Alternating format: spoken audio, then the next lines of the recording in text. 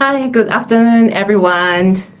Welcome to our webinar on understanding Malaysia's National Sustainability Reporting Framework.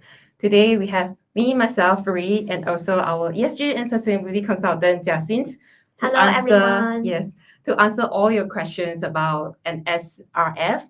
So let's wait for a moment for some of our friends coming in. We are seeing a lot of friends coming in already. Yeah, so you are already here with us. You can put it in the comment and say hi to us. Yeah, it's been a while since we did our Yeah, last it is. webinar here on LinkedIn and also on YouTube. So, yeah, how are you guys doing? Let us know.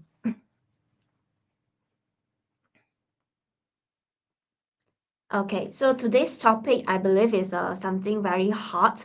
A lot of people are talking about it because it's a new reporting requirements imposed by securities commissions to all the public listed companies in Malaysia. And not only public listed companies are actually affected, but also those Small, large, medium yeah, enterprises. yeah, because you guys are in the supply chain. So if you are from SME with us here today on this webinar, you are welcome because sooner or later your customers will start asking for some ESG data from you guys. Okay? Yep. So for today, we have some very exciting announcement to share with you. So next week, we're going to be exhibiting in iGen 2025, which is a very, very huge achievement for us ourselves at Bernard Business Consulting. And we are very exciting to have you together with us to visit us at the booth to know more about National Sustainability Reporting Framework because we are seeing a lot of companies, they are still struggling with the NSRF implementation. So we have prepared a lot of assessment and also tools to help you. So firstly, we have prepared the gap analysis and also the NSRF roadmap to help you to kickstart to start the action plan. And lastly, we also have prepared a ebook. It's a practical guidebook that we compile all our experience with our clients. So which means that you can use this handbook, just to kickstart with your financial department or your sustainability department and to start the journey with a very good, great clarity. So other than that, today we're going to give out 9 sessions of 30 minutes free consultation during the iGen, 3 days iGen. So we have allocated 9 sessions for all of you. It's a first come, first serve basis. And we're going to put up the link and also the QR code by the end of this session. So stay tuned with us to get these free 101 consultation sessions. All right, Justin. So we are seeing a lot of friends coming in. Hi, Abdul Ghaffar, and also Najmuddin. Yeah. Hi, Aswari. Long time no see. We also have Yeah, Akila it is. here and It also is. Nadia. Hello, welcome everyone. It's very good to see, people that have already been with us for some times. And we always like to share, what we have learned through our real experience. And as all of you know that NSRF is actually already been announced by Bursa Malaysia, the Security Commission's already 1 year, right, Justin? Yeah, almost. Yeah, almost Yes, 1 year. it's already 1 year, and still we get a lot of questions regarding to the NSRF, and this is why we have this webinar and also focus on NSRF during our iGen because we are seeing this to be one of the greatest challenge for the companies, the sustainability teams to comply to all these new regulation and framework, and of course, Justin, I think a lot of people still don't really understand or like still very confused what exactly is NSRF and what's the purpose we have this NSRF release. Can you Okay. share more? Yeah, sure. So, and for those who are new here, NSRF actually stands for National Sustainability Reporting Framework. So this framework, I would say, is like a Bible of the sustainability reporting practice in Malaysia. So it's something for you, for all the companies in Malaysia to follow. So the objective is very simple, is to make sure that all the companies are reporting the same data points using the same methodology so that we can do comparison. So you might ask why, Comparison. why do we want to do comparison, with your peers in the industry? How are you doing compared to your competitors in other countries as well? Because NSRF is adopting IFRS, which is the International Financial Reporting Standard for Sustainability S1 and S2. This is adopted globally, so that we have a lot of companies in Malaysia, and our government wants to attract foreign investor as well. So in order to make Malaysian companies attractive to those institutional investor, so we need to have a comparable set of data for them to say that, hey, actually Malaysian, we are doing better in terms of ESG compared to our neighboring countries. So that's why Malaysia, our government is pushing very hard and is preparing all of us here towards that direction. Thank you, Jiaheng, for sharing. So we are seeing, I think the first key words here is actually standardization. Yes. And also the competitive advantage, where the Malaysian companies can compete into international market. I think this is a very good thing. But yet again, we are hearing some new words here, which is the IFRS S1 and S2. Maybe it's not a new word to maybe the financial people or the financial team, as this is something that more onto financial related, right? Yes. Maybe you can share more on this, this IFRS, and also like this, because currently a lot of the companies, they are using GRI or maybe UN SDG for their sustainability reporting framework. So how does this IFRS come in, Okay, so I believe most of us here are very familiar with GRI, Global Reporting Initiative, where we talk about impact. We talk about what is the impact, the positive or negative impact your company, your business activities created on the economy, on the environment, and on the social. But now it's the same for UN SDG as well. We're talking about the 17 Sustainable Development Goals. But this IFRS comes in and bringing a new perspective towards the whole sustainability reporting scene. Because as you hear the word IFRS, it has the word financial in it. So you can know that you cannot run away from financial. Last time we have the sustainability department doing their own reporting, and now we are merging this sustainability and this financial together. So this IFRS S1 and S2 is allowing this merging to happen, so that now we are not only talking about sustainability impacts, but we are also talking about financial impacts. How does all these sustainability or even climate risks and opportunities affect your company's financial prospect? Okay. Wow, it sounds a bit complicated. Yeah. So to put it in a simple term, last time in our annual report we have financial statement in this chapter, and then we also have sustainability statement in another chapter. But now this IFRS is bringing these two financial statement and sustainability statement together side by side. Oh, okay. All right. It's a bit complicated. Now I have more questions came into my mind because of this complication. So, like to those who are watching currently, if you have any questions, just drop into the comments. We will answer you along the way. Maybe in between our conversation, we think it's very relevant to bring it out, and then we'll answer you. While by the end of after our conversation, we do have a Q&A session that to answer all the questions that we receive in the comments. So drop in your questions now. And these complications, and this is why, because based on our experience with our clients, we have so many questions, especially the confusion between how do we integrate the financial data and also ESG data, right? And this is why we compile all the things together in our ESG practical guidebook.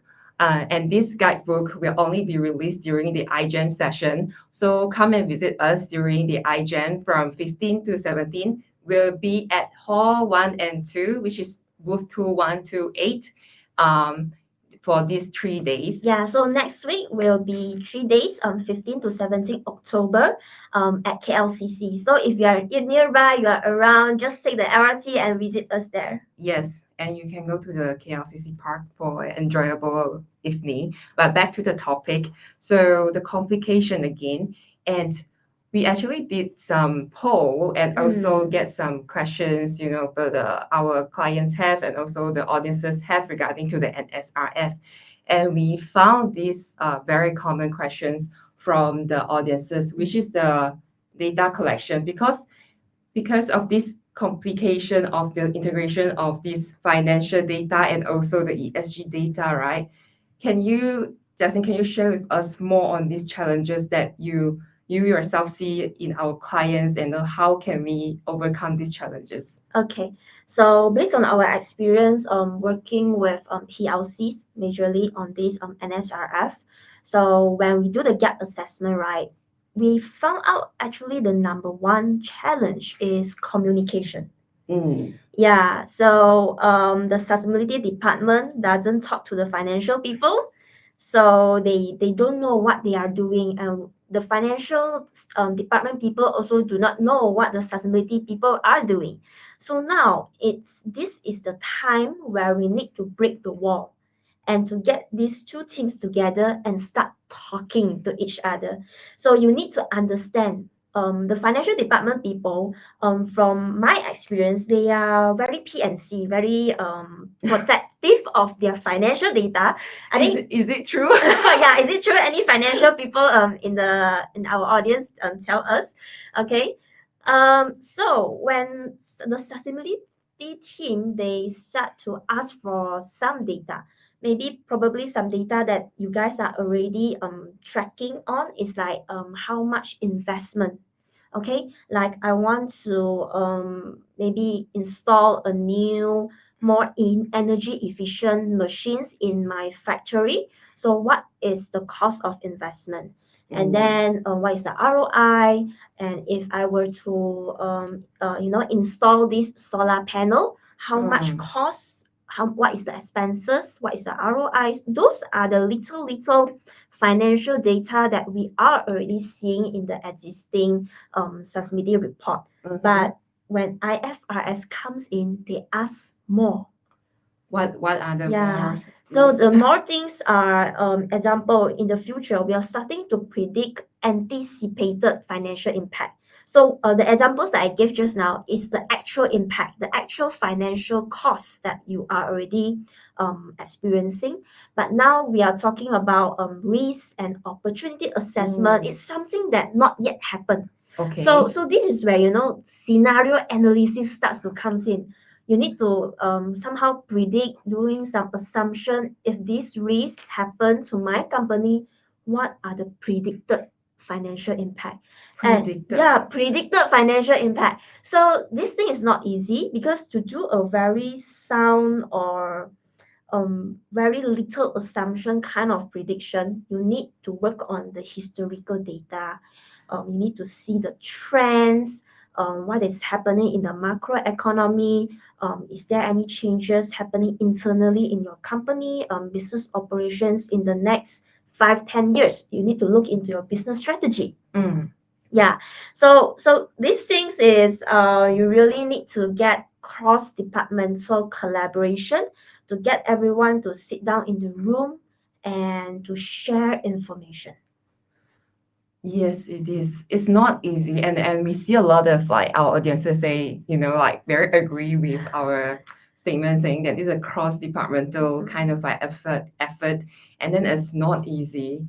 But Justin, how can we glue this collaboration?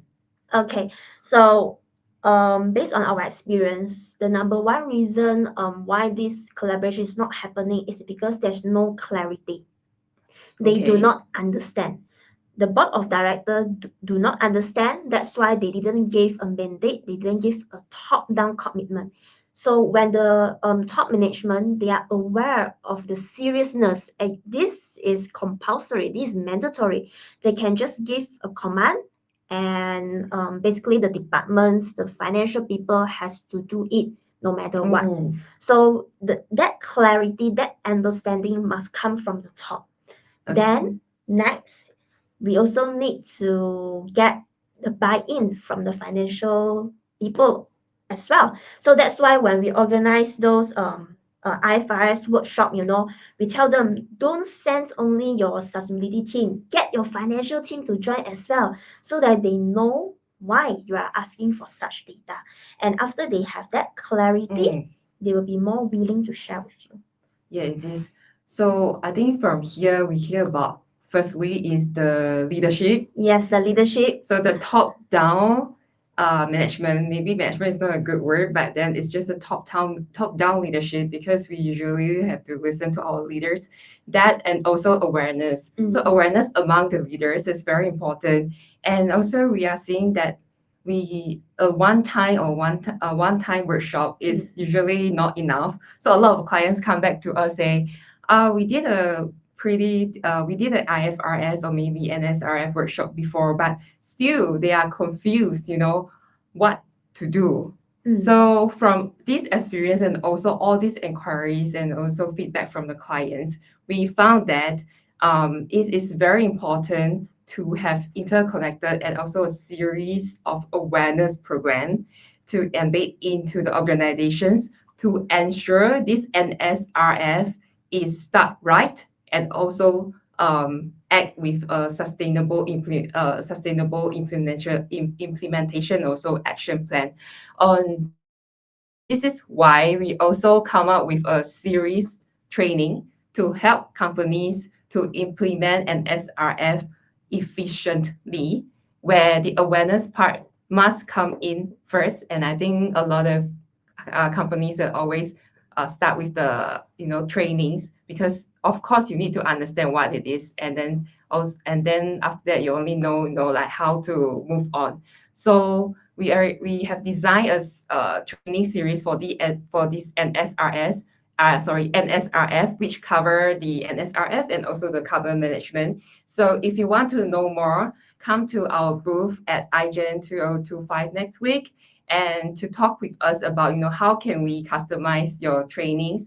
So this trainings is not a waste and it's not a one-time thing, that you can ensure the implementation of an SRF is sustainable, and also everyone will buy into your ideas and also understand an SRF thoroughly. Yeah. So Justine, we have a lot of questions here. Okay. Yeah. Maybe we can look We into can pick it. up some of the questions that we have on the chat right now. Okay, so here we have a question from Michael, which is asking if, let's say, the Malaysia NSRF included the Industry 5.0 waste prevention framework. So thank you for the question, Michael. So the answer is not directly. As the Malaysia NSRF, we are actually adopting the IFRS S1, which talk about the general sustainability risk and opportunity, and also S2, which specifically touch on climate-related disclosure.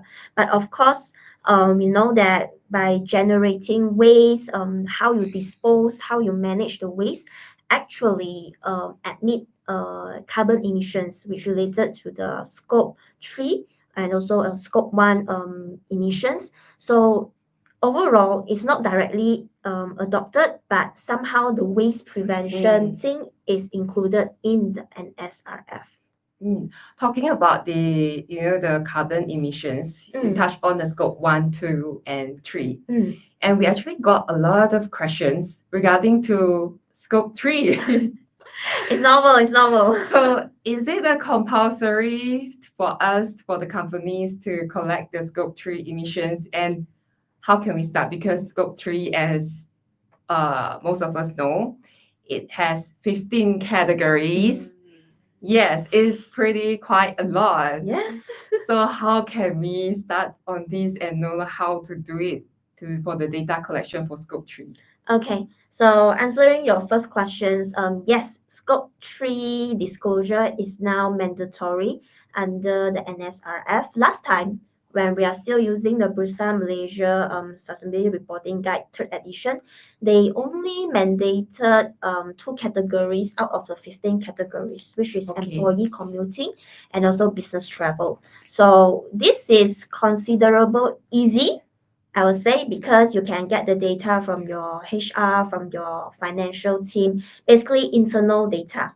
So now, when the NSRF comes in, we are talking about all categories of scope 3. Oh, okay. Yeah, so it's the data that you need to get from your supply chain, from your upstream, from your downstream. So you not only need to talk to your finance department, but you need to start talking about these NSRF scope 3 emissions to your customer, to your suppliers. Yeah. So now we are talking about how to collect data. Yes, because there's so much data and involve the upstream and also the downstream. What's the, based on your experience, Jasin, what's the most effective way, or maybe you think it's like the good way to start off? Okay, all right. So before that, because scope 3, the data is massive. I have to be honest with you, it's massive, it's not easy, it's difficult, but there's a way on how to do it. So usually the first thing that we'll tell client is that to do like a preliminary assessment, because you don't need to report all 15 categories. You need to do like a material assessment to assess which are the categories that are significant to your business. So when we talk about significance, it can be how much does it constitute to the overall scope 1, 2, 3 emissions, or how much influence do you have towards it? Because after you measure, we need to decarbonize, we need to reduce or offset those emissions. So we help clients at BC, we help clients to do that kind of initial scoping assessment first. Then next, after we identify which categories, it might be 5, 6, 10 categories that we need to collect the data, then we'll start looking into the mapping of the supply chain. Okay? Yeah, we need to identify where is your data source. Then only we start to see what are the tools available to help you. Does Excel, if Excel work for scope 1, 2, 3, scope 1, 2, does it work for scope 3? Or is there a better way? We might need to use a software, because we are not only dealing with internal people, because you know the Excel flying here and there, it's a mess. It's a mess. We cannot have an audit log on who or what kind of changes are made.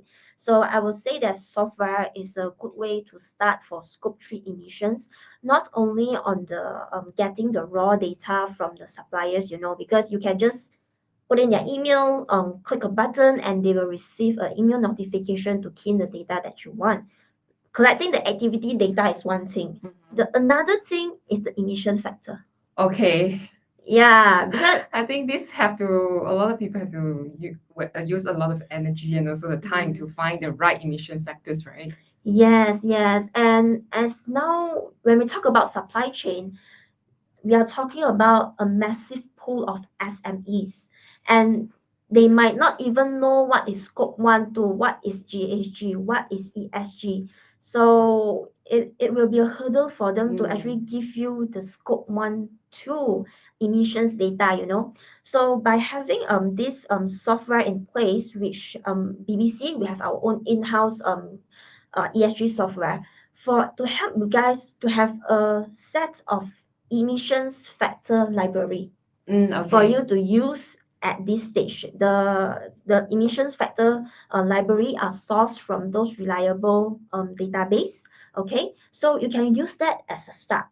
Okay, and then slowly along the way, we can have a training series, engage with your supply chain to educate them on what is ESG, how to measure your own scope 1, 2 data, your product carbon footprint data. Then slowly we can improve the accuracy of the data, the emission factor, to become more manufacturer specific. Yes. So we see the challenges, and we do have a real practical experience in Mm. collecting the scope 3 data, and we know how difficult it is. So um, I think that starting right, which is the maturity assessments part, and also identify, the significance of the categories is very important. So we can help like you on that, and you can talk with us more if you really need help on this scope 3, reporting sections. So you can come to our booth or contact us anytime.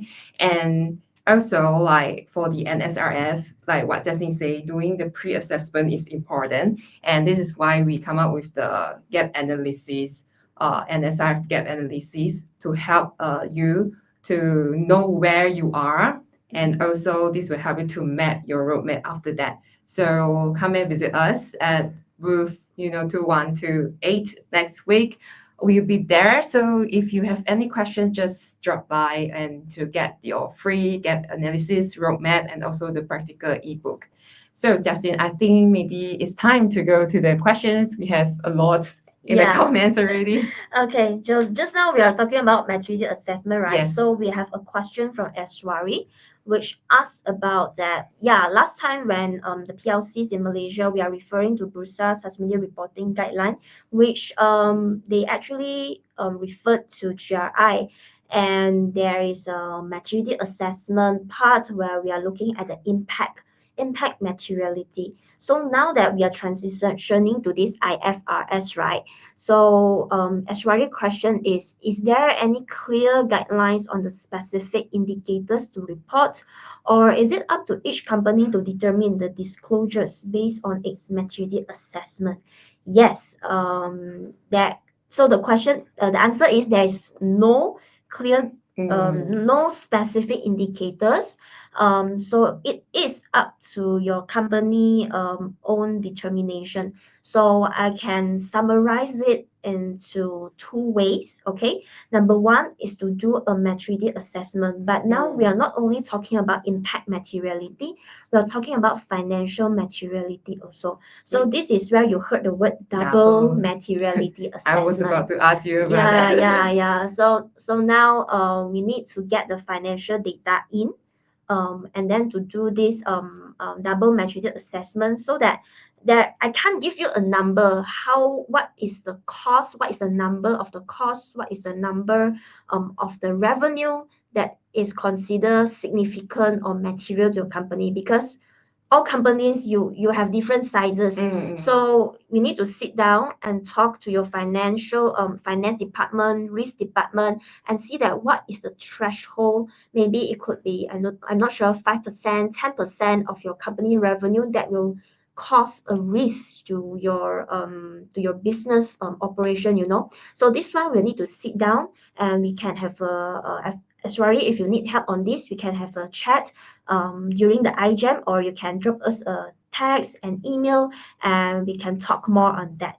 And number one, I talk about the double maturity assessment. Number two is to look at the industry specific disclosure standard. So this is where the SASB comes in. The Sustainability Accounting Standard Board. You see the word accounting is there as well, okay? So we relate to finance again. Yeah. So now the SASB standards are currently receiving comments for their updates, because if I remember correctly, their last updates is in 2021 or 2023. Yeah, since now IFRS it come in, so they are actually they want to renew the SASB standard.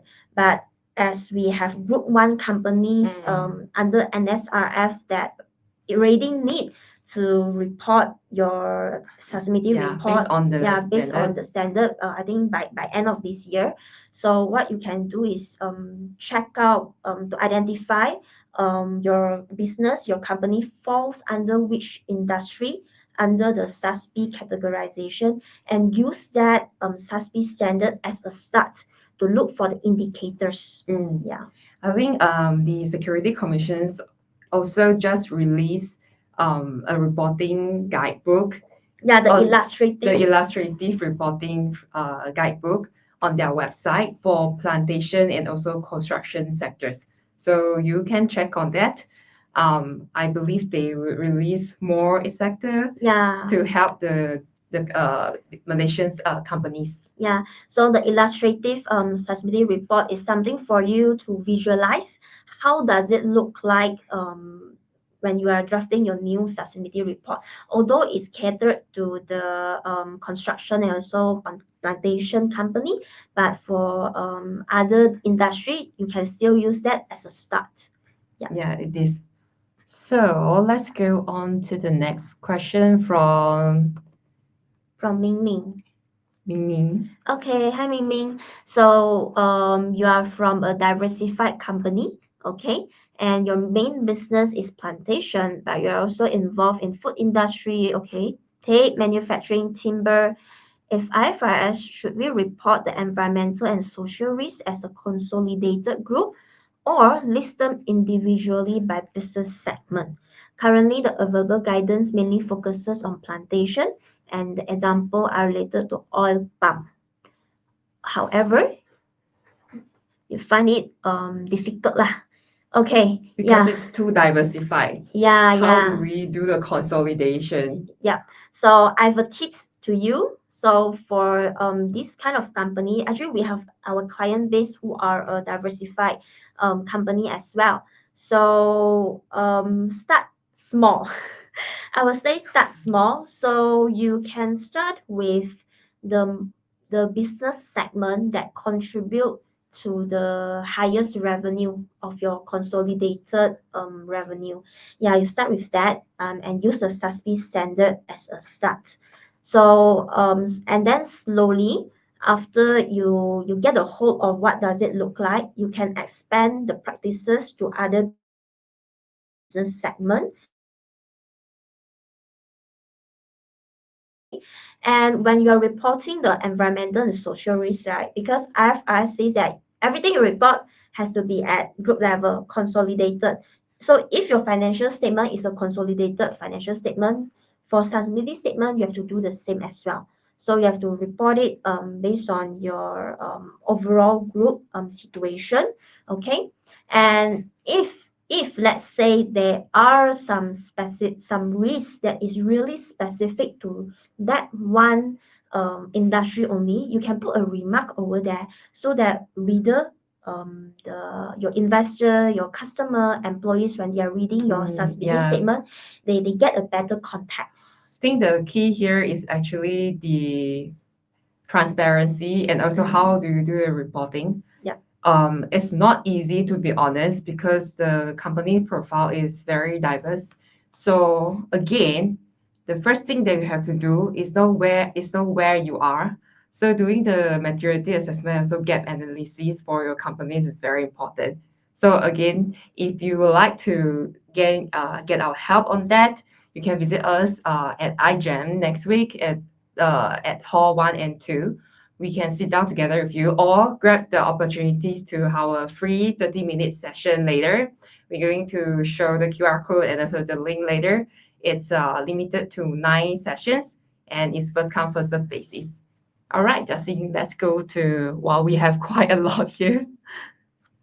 Okay, so we have a question from Mapan. So he asked that is NSRF equals to single materiality? The answer is no. So as I have explained just now using the example, so at NSRF we are looking at double materiality, impact and also financial. If you are still confusing, you can, drop us an inquiry and then we have the materials also. So at iGEM, we will release the practical ebook for you so you get a better clarity. Okay, and we have a comment from Ashwari.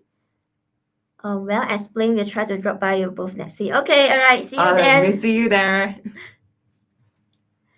We have another question from Mapan. Reporting parameters go back to the global standards recognized by NSRF. Yes, because in NSRF or even IFRS S1 and S2, right, it didn't tell you very specifically what you need to report, what data point.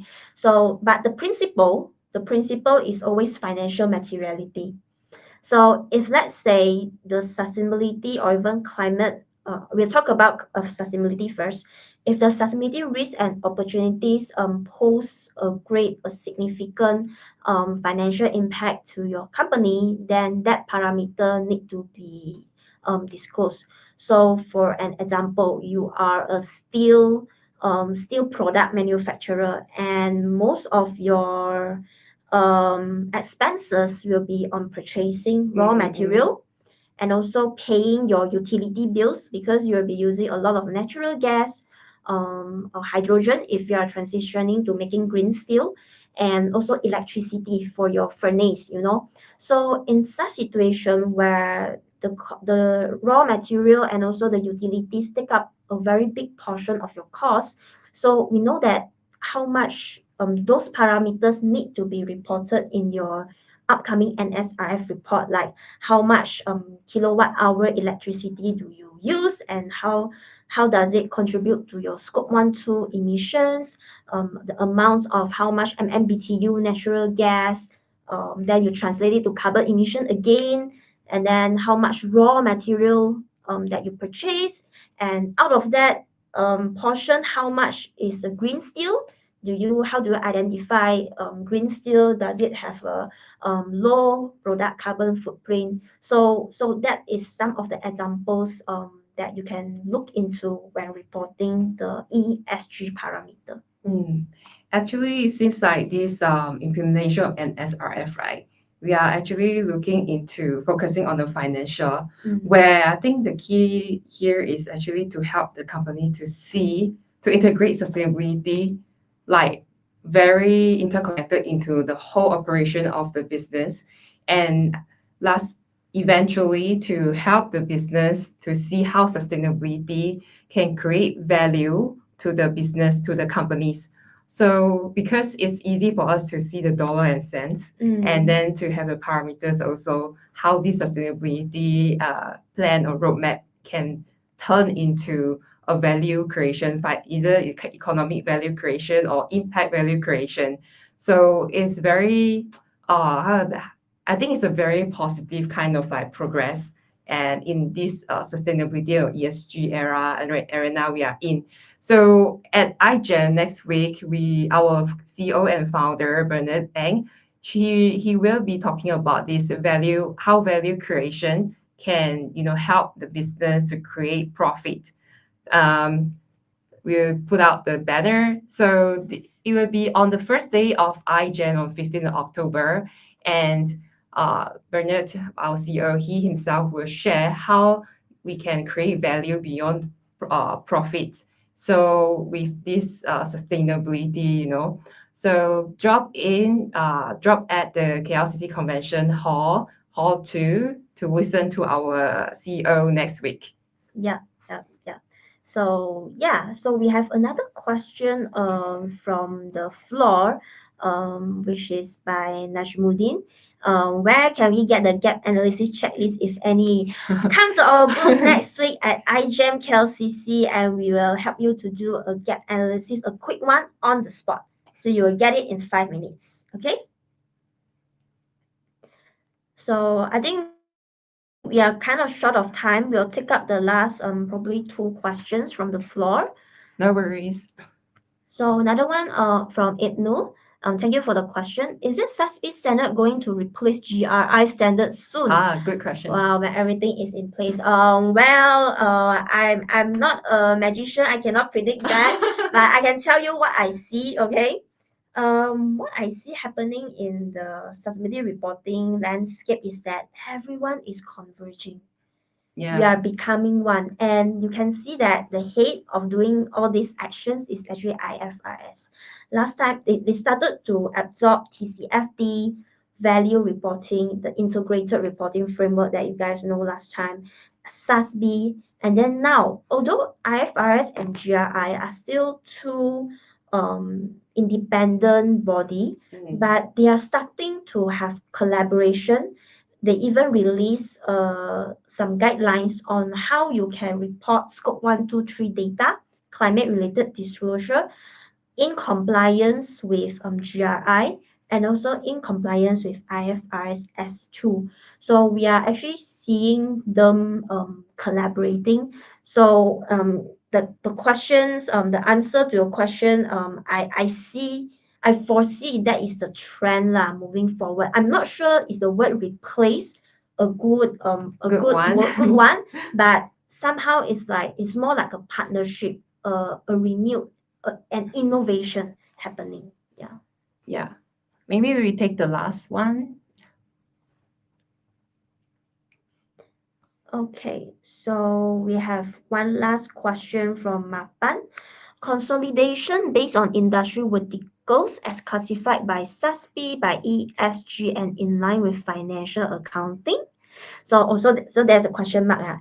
Okay, yeah, yes, industry verticals by SASB, and from each of the disclosure item, we need to how to say map it according to E, S, and G, so that and when you talk about financial accounting, that part is still a bit gray, because although changes, new proposals has been given out by the IFRS S1 and S2, but we have yet to see any changes happening to the financial accounting side. Like our Malaysian financial accounting standard, we haven't see yet that happening. So we also received questions from the finance department, the finance manager, they say that, tell me how does it look like? Do I need to add more notes in my financial statement? How do I link it? Yeah. So it's still a bit gray, but we can start to work on the sustainability statement part and link it, reference it to the sustainability, link it to the financial statement, and slowly when there are new changes, amendments happening to the financial accounting law regulation, then slowly the convergence, the integration, we can have a better view on that. Yeah, it is. So a lot of things now is still in like not confirmed state. And then, well, like what Jessie say, some of the board or the people, they want to see how does it look like. But to be honest to you, we can't tell you how will it look like. So everything is still into like navigation. I think, all these bodies are still navigating the way towards a unification. So, but no worries. With Bernard Business Consulting, what we believe is that everything had to start small and one step at a time. So we always help our clients hands hold our clients' hand together. Don't worry, not only you are confused, sometimes we the consultants also confused. So we navigate things together, and of course, by the end, we need a solution. So again, as promised, we're going to have this free 90 minutes one-to-one consultation next week at iGEM. So it's first come, first serve basis. So grab your chance to book a session with us. So what you can do is you can scan the QR code at your left side. Is it left side, the top left of your screen, to book the session immediately. And we will put the link in the comment as well. So grab your chance to talk with us in depth so that we can move on with a very clear action plan after the session. Yeah. So it's a very precious 30-minute one-to-one consultation. We have only 9 slots, so it's like 3 slots per day. Okay, so scan the QR code and then book your slot with us. Yeah. So lastly, again, next week we're going to give out, not give up, to help you with a free NSRF gap analysis and also provide you a roadmap to act on. And lastly, with the ebook, so that you can bring this ebook, or we call it Bible, to guide back to your companies, and then together work on the NSRF together with your departments of your colleagues. So visit us at booth 2128 next week. And also, lastly, our founder and CEO, he's going to speak at one of the pocket talk session in iGEM, which is on the first day of iGEM on 15th October at 1:30 to 2 p.m. at Hall 2 KLCC Convention Center. So drop by and also ask questions. We Yes. welcome you to ask any question, like interact with us, engage with us. Yeah. That's how innovation started and also ideas spark. All of us will be there. So we hope to see you there as well. Yep. So that's the end of today's webinar. So we'll see you next week at iGen and also on the next webinar. Okay. All right. Thank you, Thank you, everyone. everyone. Bye.